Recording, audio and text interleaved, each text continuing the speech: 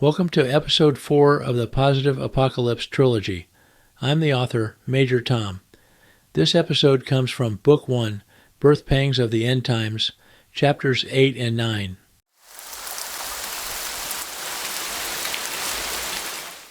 A Positive Apocalypse Trilogy, Book 1, Episode 4. Chapter 8. Unveiling the Beast, Choosing the Red Pill.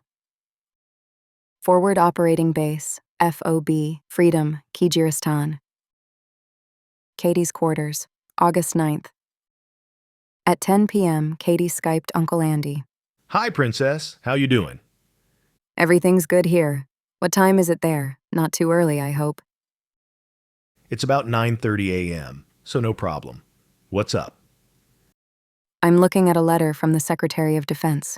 He's going to request the president mandate the xylovirus vaccine for all military by mid-September.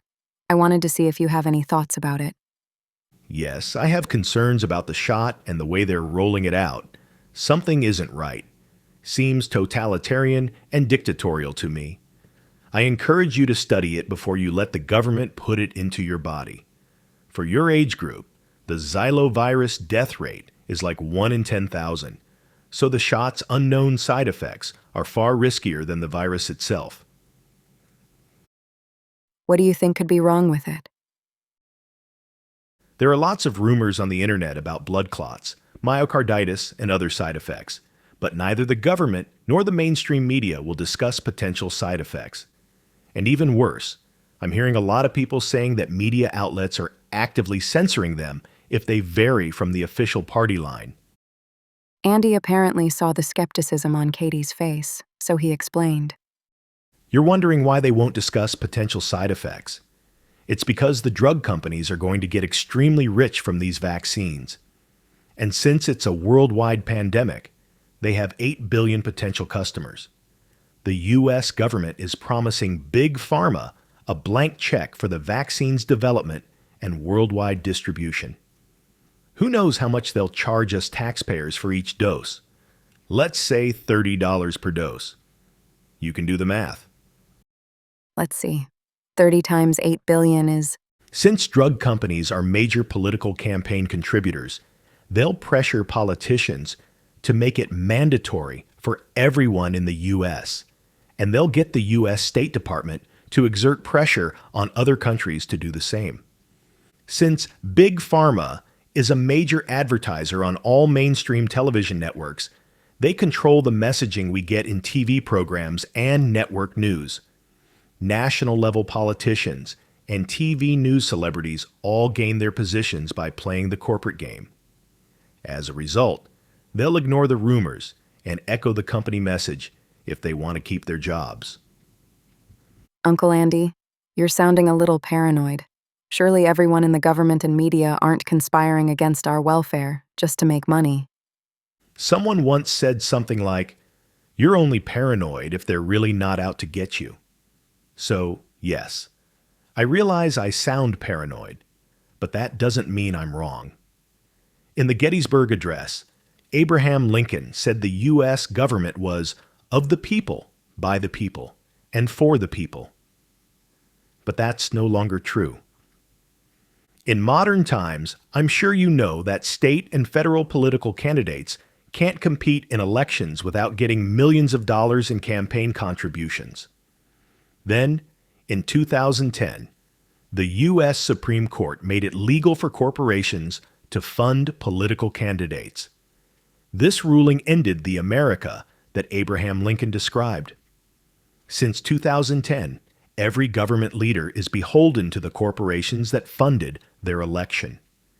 If they want to keep their jobs, they have to do their corporate sponsors' bidding. Corporations are inhuman, soulless creations that only care about profits. They care nothing about how their products affect people. Profit is the only thing that matters to them. Andy's rant continued. The government and medical authorities say we need to trust the science. But these are the same idiots who say there are more than 2 genders, people who can't say who is a woman. They say men can chest feed babies. They're deluded. I know I'm a whacked-out Vietnam vet, but we can't trust these sold-out, deluded, evil people to tell us the truth. They're lying, and they know it. Not only do they not know what science is, they don't even use common sense. Okay, you raise some good questions, but if it's mandatory for all military personnel to get it, I won't have a choice. Andy took a deep breath and calmed himself. He looked soberly into Katie's eyes on his laptop screen. You may not like the consequences, but the choice is yours, not theirs. The vaccine is still experimental, so they can't legally force you to take it. Feeling uncomfortable with his implied suggestion of rejecting the vaccine, she wanted to end the conversation. Okay, thanks, Uncle. They wished each other well and ended the call.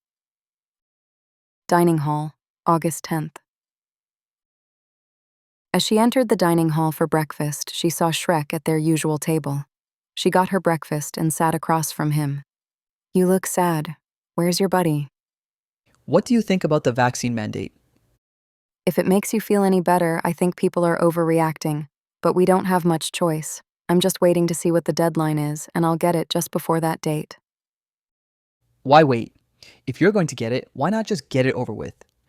Well, people I respect have concerns about it, and I really don't want it, so I'll wait until the last minute. I don't want the shot, but I want to keep flying. Yeah, I guess you're right. FOB Freedom Theater, August 25th. With the outdoor temperature soaring past 100 degrees, Major Strickner convened the entire squadron for a mandatory formation in the air-conditioned FOB Freedom Theater. 160 officers and enlisted men and women were seated at 0900 hours for the event. All wore xylovirus masks and tried to observe social distancing requirements.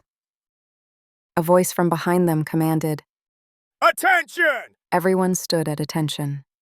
The squadron commander walked past them down the center aisle. Having reached the podium, he said, At ease. Be seated.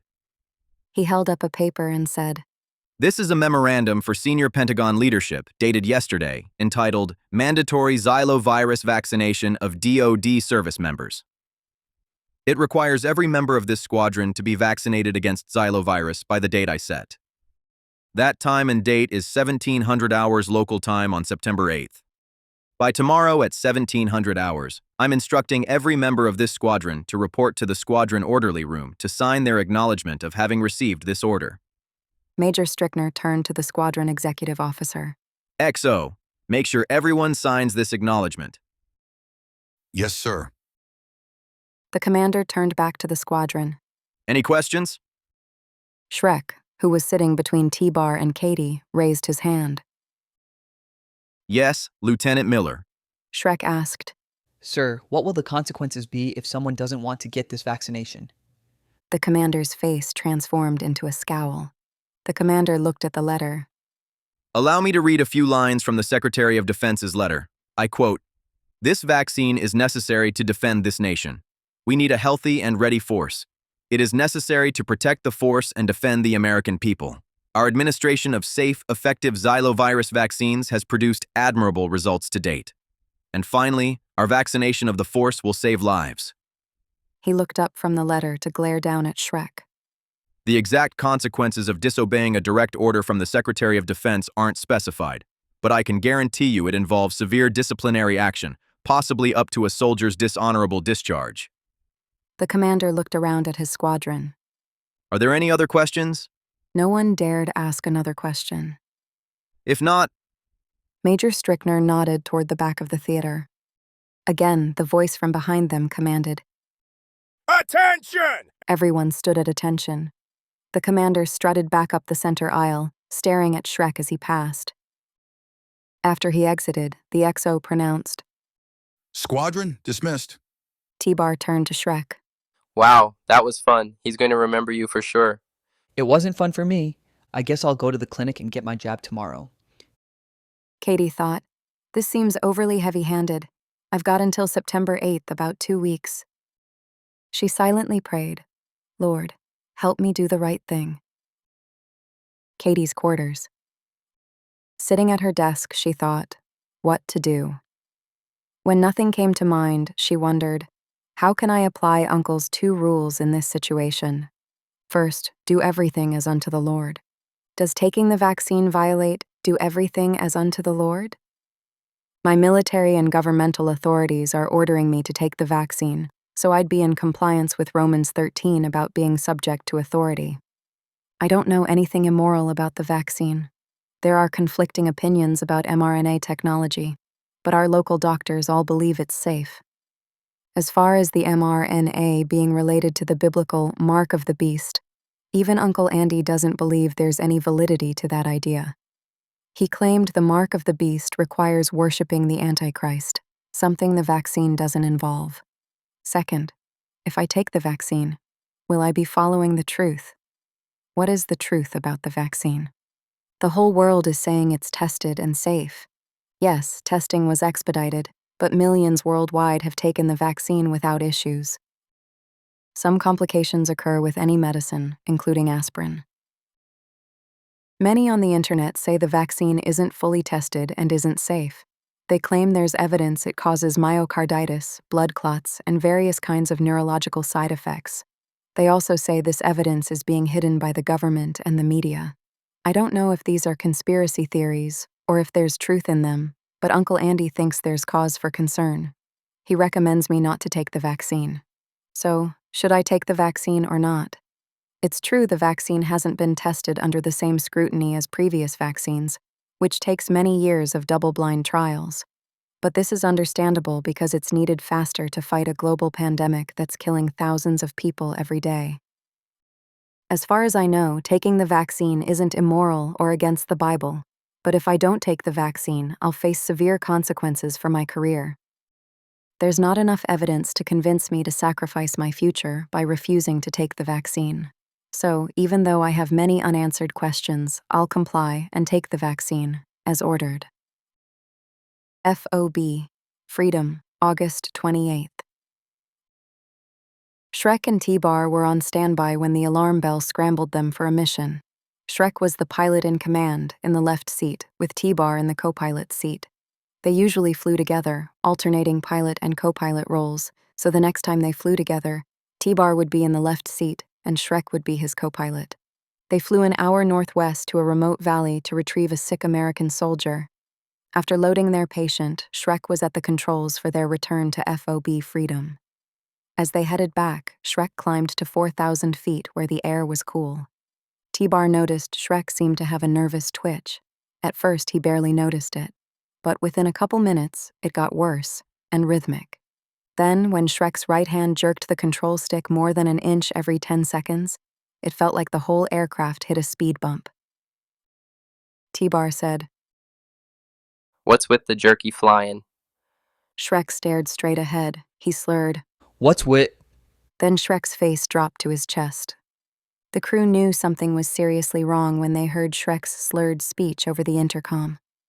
When his head dropped, Shrek pushed the control stick diagonally forward, putting the helicopter into a shallow, left-turning dive.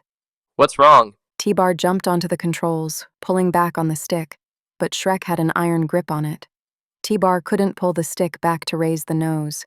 In a dive, their airspeed quickly increased. The airspeed passed 180 knots and was increasing. The Black Hawk's absolute top speed was 195 knots. Any faster, and the advancing rotor blades could go supersonic, resulting in catastrophic self-destruction of the main rotor blades. It would be like an airplane getting its wings yanked off. T-Bar said, Smitty, I need help. Help me pull the cyclic back. The crew chief came up to the cockpit, then leaned across Shrek to pull the stick back, breaking their dive. At the same time, the flight medic stood behind Shrek's seat, pulling his head up from behind. That's good, Smitty. Keep backward pressure with me to slow this baby down. We're at 190 knots now, but it's coming down. At 120 knots, T-Bar held the control stick with both hands to steady it, saying, Okay, Smitty, now pry his fingers free. The aircraft wobbled back and forth, up and down, like a drunkard, and Smitty struggled to free each of Shrek's fingers from the control stick. The aircraft's chaotic motions made their sick patient vomit onto the cargo compartment's floor. Added to the aircraft's gyrations, the smell of vomit made them all feel queasy. After Smitty freed Shrek's hands from the flight controls, the flight medic flipped the Black Hawk's pilot seat tilt release lever. This enabled them to tilt Shrek's seat backward so that he was lying on his back on the cabin floor, where the medic could evaluate his medical condition. As soon as he shone a light into Shrek's pupils, he said, Sir, Lieutenant Miller has the classic symptoms of a stroke. The sooner we get him back, the more chance he'll have to fully recover. I'll put him on oxygen and radio the hospital to make sure they're ready to receive him as a stroke patient. Roger that. T-Bar pulled pitch to make the Black Hawk fly at its maximum safe airspeed. Worried for his friend, T-Bar said, Hang in there, buddy. We'll get you back as fast as this thing will go. FOB, Freedom Hospital, August 29th. The next day, T-Bar and Katie visited Shrek in the hospital. It had been 3 days after his xylovirus vaccine shot, and now Shrek's entire left side was paralyzed. She looked at her friend, this mountain of a man, now lying helpless in a hospital bed. She wiped her tears and forced herself to smile as she approached his bedside. He was mentally aware of his situation. When T-Bar joked about some new call signs that T-Bar brainstormed for Shrek, the big man laughed with the right half of his face. But Katie saw the fear in Shrek's eyes. Before leaving, she held his right hand and asked Shrek if he'd like her to pray for him. He nodded yes. She held his right hand in both of hers, then bowed her head and closed her eyes. Lord Jesus, I ask you to comfort my friend Josh Miller in his treatments and heal him completely. Reveal yourself to him as his friend and savior. Amen. She squeezed his hand, and he squeezed hers in return. Before she left, she said, I'll be back to visit you tomorrow. On her way out of the hospital, she recognized her squadron commander's voice. He was talking to a hospital staffer in an office. The staffer seemed to be arguing against moving a patient, but she heard Major Strickner say, We need to get him on the next flight to Ramstein before his situation affects morale and vaccine compliance. Her eyes met his as she walked past the open doorway. Katie assumed the commander was referring to Shrek, which angered her. He doesn't care about Shrek's welfare or anyone else's. He only cares about his career and how he'll look if his unit doesn't get 100% compliance. It looks like Uncle Andy wasn't being paranoid after all. He was right. In Katie's quarters, August 29th. Katie locked her door and sat at her desk. A few days ago, there wasn't enough evidence to convince me to sacrifice my career and future by refusing to take the vaccine. What about now? Should I roll the dice and take the vaccine, only to live in fear it'll somehow strike me down like it did to Shrek? Or should I sacrifice my army career and the job I love? And it's not only the vaccine's health risk. I really don't like the way this thing is being shoved down our throats. The US is supposed to be a free country. What were Uncle's words? Totalitarian and dictatorial. Yep, that pretty well describes it. If I apply Uncle's 2 rules, what should I do? She knew I must follow the truth. But what is the truth? It's true that people are suffering serious side effects after getting this vaccine. Also, it's true that the government is manipulating the truth about negative side effects to keep people compliant with their mandate. They don't want anyone choosing not to take the vaccine. I heard that myself from Major Strickner. So, what does that mean? What should I do? She knew the answer, but hesitated to accept it. It's black and white. It's tempting to cower to the government and keep my career and prestige. All I have to do is take the shot, ignoring the risks and hoping it won't matter. Then I can keep flying, or I can refuse and face the consequences. What about my self-respect? If I compromise and take the vaccine to save my career, will I forever be broken-spirited, too weak to stand against those in power when they lie or abuse their power? This decision is actually harder than facing bullets and bombs.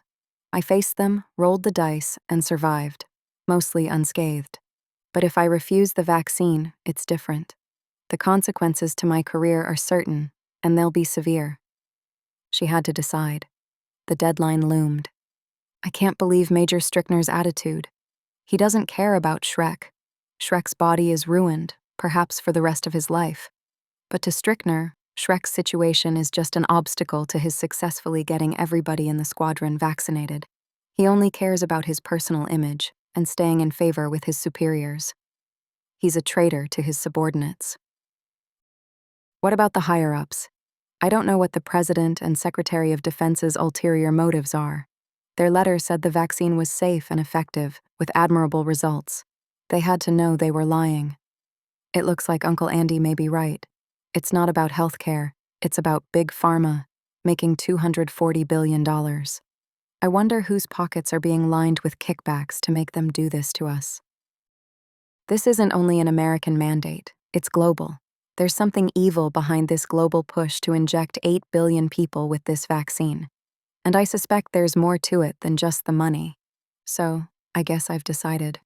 As much as I love flying and helping people, I won't respect myself if I don't do the right thing, regardless of the consequences. I will not allow this evil system to inject me with its experimental vaccine. Squadron Headquarters Building, August 30th. Katie gently knocked on the door frame outside Captain Barry's office. He acknowledged her with a nod, and she entered. Seated behind his desk, he said, Have a seat, Katie. Standing in front of the desk, she said, Sir, I'm here to inform you I've decided not to receive the xylovirus vaccination. Captain Barry grimaced. In a fatherly tone, he said, Katie, you don't want to do that. You're a fine young officer, and I'll deny it if you tell anyone this. You're the best pilot in the squadron. I don't want to see you ruin your career. His compliments both touched and elated her, momentarily softening her resolve. But she was committed and said, I'm sorry, sir. My mind is made up. After seeing what happened to Shrek, I'm not willing to take such a chance with my health. Captain Barry looked pained. You were at the commander's briefing, and you heard his response to Lieutenant Miller's question. So you realize that consequences of such a decision will be very unpleasant, right?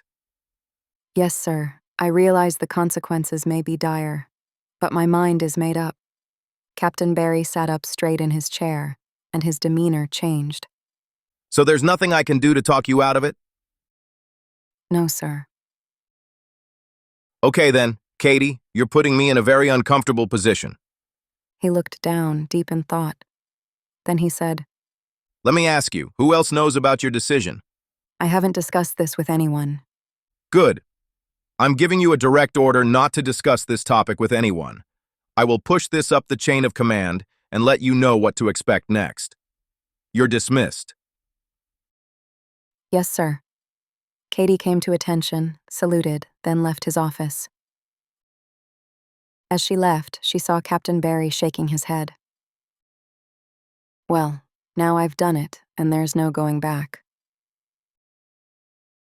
Later that day, Captain Barry found Katie in her quarters and formally told her that she was to report to the commander's office at 0900 tomorrow morning. Until then, she was not to speak to anyone. He said he hoped she'd reconsider, then walked away. That evening, she Skyped Uncle Andy. He saw her distress. With a concerned tone, he said, Hi, Princess. How are you doing? Not so good. As you probably figured, I was planning to take the vaccine shot, as ordered. But 2 days ago, one of my fellow pilots suffered an in-flight stroke while he was at the controls. It happened just after he received the vaccination. Now he's 50% paralyzed, and they're shipping him out to Ramstein so that his health crisis doesn't discourage anyone else from getting the shot. Shaking his head, Andy said, That's terrible. Yes, he didn't want to get the shot, but he felt forced to. Now look at him. Katie wiped her tears. So today, I told my chain of command that I've decided not to take the vaccine. To say they aren't happy would be an understatement. Yes, I can imagine. But if it makes you feel any better, you did the right thing. Whatever happens, please know that I support you. Thanks, Uncle. Your support means a lot to me. My platoon leader ordered me not to talk to anyone, but I don't think that includes you. I have to report to my commander at 0900 in the morning. For a moment, her uncle looked off into the distance, as if he was reliving a painful memory. Then he said, Remember our last day together, when we enjoyed a salmon barbecue and watched the pair of eagles behind our cabin? She nodded. You asked me if I had any advice, and I encouraged you to be mentally prepared for unexpected threats to your life and to your career. He sipped his steaming coffee. In some ways, the trial you're about to experience will be harder than anything you've experienced before. She looked at him, shocked. How could he say that? He knows what I've been through. My pregnancy, being rejected, the RPG. Andy must have seen the look of unbelief on her face. He continued. Remember when I said the Army bureaucracy is part of Satan's world system? I said it'll test you to determine your loyalty, to see if you'll compromise the truth and follow their dictates, like 99% of people do. I encouraged you that when you're tested, no matter what the cost, to follow my 2 simple rules. She nodded. Now that you've chosen to stray from the herd, you'll see the ugly side of their system, the side they keep hidden from the compliant. First, they'll threaten you. Then, they'll promise you forgiveness if you'll change your mind. But that'll be a lie. Now that you've demonstrated independence, they'll never trust you again. You might escape prosecution, but they'll transfer you to a desk job, shuffling meaningless papers in a remote corner of Timbuktu until they can excise you out of their army. You're no longer one of them. Like Neo in the Matrix, you've taken the red pill, and there's no going back. Chapter 9. Flushed out. The Emperor has no clothes. Forward Operating Base, FOB Freedom, August 31st. Stepping out of the shower, Katie looked at her uniform blouse hanging on the back of the door. Her pilot wings and warrant officer insignia made her feel proud. Am I really going to give these up? God, help me do the right thing. Katie arrived at the squadron headquarters building 5 minutes early. She noticed a female sergeant with an MP, military police armband, reading a magazine in the commander's outer office. That's odd. As the second hand on her watch hit 0900, Katie knocked gently on Major Strickner's doorframe. The major said, Enter. Katie marched up to his desk, stood at attention, saluted, then said, Sir, Warrant Officer Whitefeather reporting as ordered. The major returned her salute. Katie remained standing, looking straight ahead. Ms. Whitefeather, you may stand at ease. Katie looked down at her commander as he continued. Captain Barry speaks highly of your professionalism as an officer, and I pinned a DFC on you myself, so we all know about your skill as an Army aviator. Okay, that's the buttering up part. Now, here it comes. But now he tells me you're not sure if you want to be vaccinated to protect yourself and our unit from the deadly scourge of xylovirus. What would make you want to make such a statement? Sir, the xylovirus is statistically not a serious threat for people in our age group, so the risk of side effects from the experimental vaccine is greater than the risk of the sickness itself. The World Health Organization, the NIH, the President, and the Secretary of Defense all say the vaccine is tested, safe, and necessary. I know there are some internet trolls out there planting misinformation about the vaccine, but all the world's top scientists agree that we need to widely implement this vaccine to stop the pandemic's spread. Who are you going to trust? The world's top scientists or the internet trolls? Sir, the fact is, the vaccine was only developed last year. Already, people who receive the vaccine are suffering negative side effects in the short term, and there's no way to know what its long. I will not debate the vaccine with you. The fact is, we've been given a lawful order to do something by the President and the Secretary of Defense. Will you comply with their order or not? Sir, I'm truly sorry. I love my career as an Army aviator, but I cannot allow them to inject me with their experimental vaccine. I don't want to end up like Lieutenant Miller. Yes, Lieutenant Miller. There's no evidence that his receiving the vaccine had anything to do with his unfortunate medical event. Now angry, Katie held her peace. So, is your mind made up? There's nothing I can say to keep you as a valued member of this unit? My mind is made up, sir. After a pause, he said, I can't force you to take the vaccine, so here's what's going to happen. To keep you from contaminating the unit with your insubordination, I'm going to ship you out of my squadron ASAP. As long as you remain on FOB freedom, I'm giving you a direct order not to speak to anyone, except in an official capacity for your out processing. Is that clear? Yes, sir. Out processing? Where am I going? He pushed the intercom button. Send the sergeant in. When the female MP entered, the commander said, Escort Ms. Whitefeather directly to the xylovirus quarantine area. She is not to have contact with or speak to anyone as long as she's on this base. Yes, sir. The MP grasped Katie's upper left arm, holding it as they walked directly to the hospital's xylovirus quarantine area. The hospital's restricted area for xylovirus patients was a pristine room with 6 empty hospital beds. Off to the side of the xylovirus ward, they entered another room resembling an efficiency apartment with 2 pairs of bunk beds, a coffee maker, fridge, a phone, and a bathroom. Now that the sergeant was facing her, Katie read Sergeant Hess's name tag for the first time. She was 4 inches shorter than Katie and stocky, with a deep voice and a no-nonsense demeanor. Ma'am, you'll be confined in this room until further notice. Please give me your cell phone. Katie gave her the cell phone. I'll make sure your phone gets packed with your baggage. If there's something you need, that phone is a direct line to my office. They will pass me your request and I'll bring it to you. Any questions? No, thank you, Sergeant. Katie thought. She's just doing her job. Sergeant Hess nodded, then left, locking the door behind her. Katie's mind reeled. Am I in jail? She looked around the room. No pen and paper, no computer, no radio or TV. There's not even a Gideon Bible. It's like I'm in solitary confinement.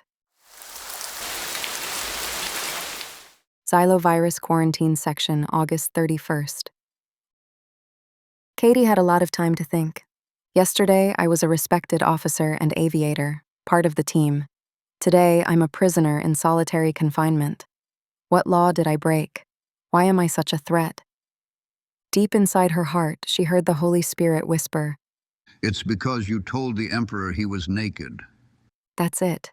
The vaccine is experimental, and it can cause severe side effects. But leaders in the world system aggressively censor this information. The masses all go along with their message that the vaccine is safe and effective. After all, that's what the so-called experts of the world all say. Anyone who opposes their narrative gets canceled. So, the masses support the delusion, following each other like sheep, even though they inwardly suspect, or know, it's not true. At 11:35 a.m., Captain Barry came to Katie's room with Sergeant Hess, who unlocked Katie's door. He said, This afternoon, Sergeant Hess will escort you to the flight line. Then she will accompany you on the Daily Mail flight to Jamalabad for further administrative action. Further administrative action? I wonder what that means.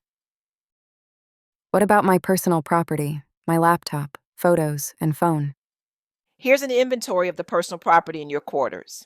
Please review it and advise me if you see any discrepancies. I will be responsible for shipping all these items to you after I receive a destination address as part of your administrative processing in Jamalabad. Sorry to see you leave under these circumstances. Good luck, Polka. Katie looked at him, speechless. She thought, if you were a good leader, you'd be in here too. They left, locking the door behind them. While waiting for the afternoon flight to Jamalabad, the evil reality of the world system dawned on her. Until now, I've been a naive, willing cog in the world system. But their unreasonable and disproportionate reaction to my legitimate personal health decision proves to me I made the right choice.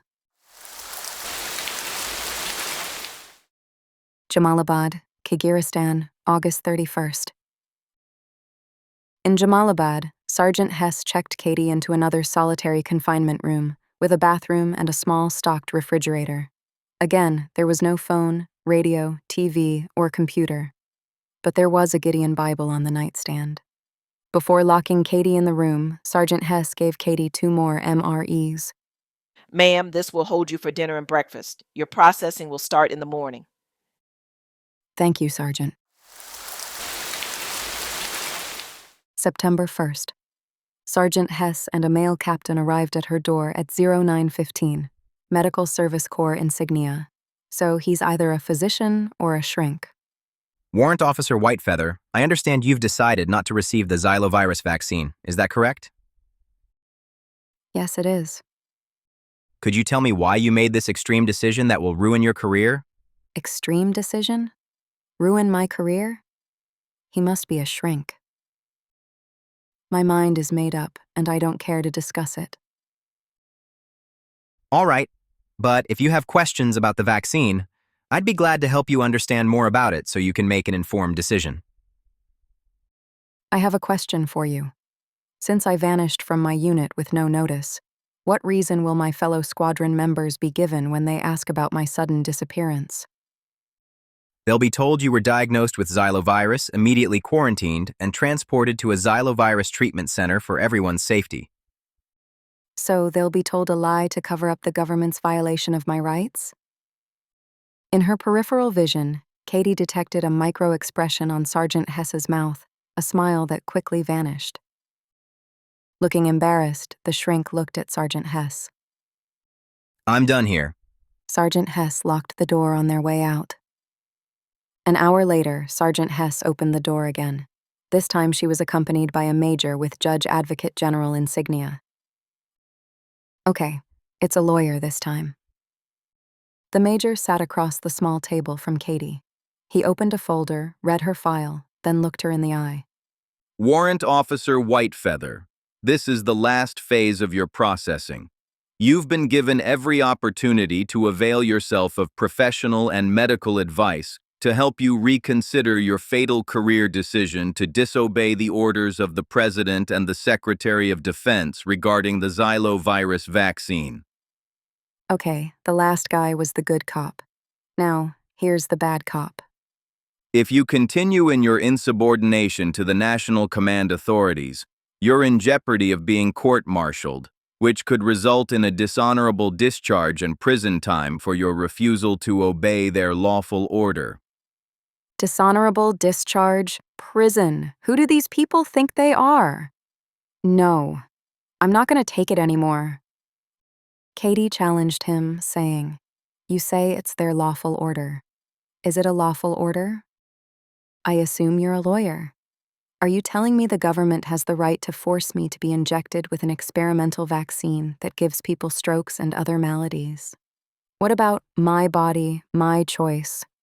What about my rights?" She stared him down. He had no response. Assembling his papers, he looked at Sergeant Hess and said, We're done here. Turning to Katie, he said, Tonight's your last chance to reconsider. We'll be back tomorrow for your final decision. Before leaving, Sergeant Hess said, I'll bring you 3 more meals, enough to last through lunchtime tomorrow. Then she locked the door on their way out. It was 11:23 a.m. Locked in a room with only a Bible to read, Katie's afternoon and evening felt endless. Without her usual phone, laptop, and human interactions, she was experiencing withdrawal. She tried reading the Bible, but after 30 minutes her mind wandered. Dishonorable discharge? She tried napping, but couldn't sleep during the day. Prison? She made herself wait until 5 p.m. before eating the cheese tortellini MRE. It's not bad. About 10 p.m. she finally fell asleep, but kept waking up throughout the night. September 2nd. Finally, with eyes wide open and mentally alert at 5:20 a.m., she got up, made her bed, and prepared a spaghetti and meatballs MRE and a cup of instant coffee. She wasn't enjoying it, but she made breakfast last as long as possible. Then she took a shower and was dressed by 7:30. Then she waited. At 09:37, Sergeant Hess returned with the major and a medic carrying a small kit. The major said, Ms. Whitefeather, have you reconsidered your decision? Will you receive the vaccination? You can get it right now and stop the damage you've already done to your future. If so, you'll be reassigned to another unit where you can get a fresh start. No, Major, I will not. Okay then. He pulls a paper out of his briefcase. In that case, sign this statement. signifying your decision not to obey the presidential order to be vaccinated against xylovirus. She read it, then signed. It's too bad. I've read your file and you had a bright future career, but you just flushed yourself out of the Army. He handed Sergeant Hess a folder. Sergeant Hess will take it from here. He left without another word, along with the medic. Sergeant Hess sat across from Katie, explaining the various documents as she laid them in front of Katie.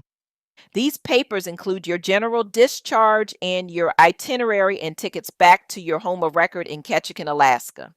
So, a general discharge and I'm going home. Their dishonorable discharge and prison time were a bluff, trying to scare me. Your discharge doesn't become effective until you arrive home. So until then, you're under the Army's jurisdiction to obey orders. You can be court-martialed if you speak to anyone about your situation or why you've been discharged until you arrive in Ketchikan. After that, you become a civilian again. I deserve an honorable discharge, but I knew there'd be consequences, so I'll have to live with it. I'm authorized to spend up to $200 to buy you one set of civilian clothes and whatever personal items you might need to get you home. Please give me a list of your clothing preference and size and whatever travel items you'd like me to purchase. I should be back with your items by 1300. After you change into civvies, I'll take possession of your military uniform. Your flight leaves at 1800 hours today. So I'll pick you up at 1600 and escort you to the terminal. She's obviously done this before. I wonder how many times. Ketchikan International Airport, September 4th. At 4 p.m., Katie's Alaska Airlines flight arrived in Ketchikan. In contrast to bright, hot, brown Kyjiristan, her hometown was overcast, cold, wet, and green. The plane didn't park at a jetway, so passengers had to walk a short distance across the tarmac to get inside. Dressed in new jeans, a blue cotton sweatshirt, and desert brown boots, she wasn't ready for the blustery gusts. Now I'm a chichaco. She was shivering by the time she reached the terminal. She appreciated being indoors, but when she looked around, nobody was there to greet her. "Where's Uncle Andy?" She called him from a payphone in Seattle before she boarded her last flight, and he said he'd be waiting in the arrival area when she arrived. She'd imagined him waiting for her, smiling and giving her a hug. With that image dashed, a wave of sadness washed over her. She sat in an airport chair. Her mind was blank. 2 minutes later, he appeared in a rush and gave her the warm, welcoming hug she'd expected. She noticed him momentarily fixating on her scar. I'm really sorry I'm late. When I went to get into my truck, I had a flat tire. I fixed it as fast as I could. In his presence, she felt like she was finally home. Since she wasn't dressed for cool, rainy weather, she stayed in the terminal while he brought the truck around to pick her up curbside. The truck's heater blasted warm air, and Buster was ecstatic to see her, licking her face, making her laugh out loud for the first time since the last time he'd licked her face. "Oh, Buster, Buster, Buster," she said, joyously petting and hugging him. "I missed you too." After Katie and Buster finished their licking and hugging fest, Uncle Andy said, I'm proud of you. squeezing her hand. It took a lot of courage. You did the right thing. "Yes, I believe so, but it's gonna be hard. I've been thinking about my transition back into life here. It's a small town, and other than flying, I have no marketable skills. And everyone will ask how I got this scar, and why I'm back from the Army already. What will I say?" Let's not worry about that now. Take a few days to rest and get over jet lag. Then you can think about your future. When they arrived home, Katie immediately changed into her old wool clothes. Then, rocking next to the wood stove with a hot cup of mint tea, she finally felt warm, inside and out. He handed her 2 keys. You're going to need some wheels until you get on your feet, so these are the keys to the old Chevy pickup parked outside. It doesn't look like much, but it runs good. "Thanks, Uncle. I can sympathize with it." He laughed. 2 days later. After breakfast, Katie and Andy enjoyed their second cups of coffee near the warm wood stove. Katie said, "Enough lollygagging. Time for me to get to work." What's your plan? My dream job is to be a pilot at Ketchikan Medevac Service. Their website says they've got an opening, so today I'm going to apply for it. That would be perfect. I'm a little concerned about having a general discharge. If they ask about it, I can explain what happened. Hopefully, it won't be a problem. You followed the truth, and it cost you your Army career. As a result, Jesus, the living truth, will take care of your future. You can trust him. Amen. Thanks, Pastor. Thank you for listening to Episode 4 of the Positive Apocalypse Trilogy. Book 1, Birth Pangs of the End Times, is available free for readers who want to continue the story from the beginning. You can subscribe to my free weekly newsletter at thomasnoss.com. There you'll find links to the free Book 1, the full trilogy, and audiobook episodes. In the next episode, Katie steps back into the cockpit and discovers that returning to the air doesn't mean returning to normal.